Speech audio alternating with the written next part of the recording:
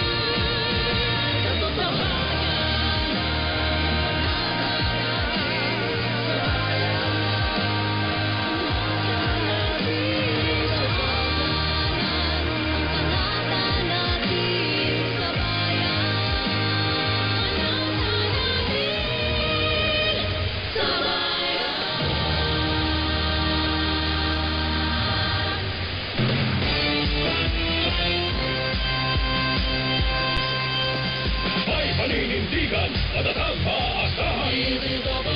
Super Radio 594, Kapusong Pilipino, lahat Super Radio. Super Radio. Super Radio number 1. Oras, alas 3 ng madaling araw. Gising na!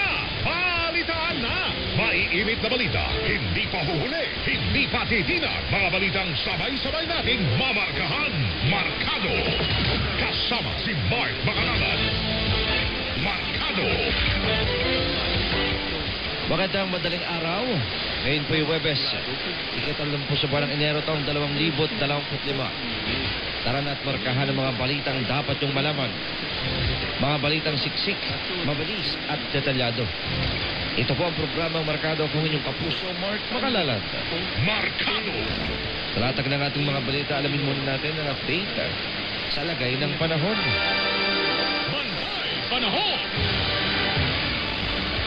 Shareline o salubungan ng mainit at malamig na hangin magpapaulan sa ilang bahagi ng bansa ngayong araw.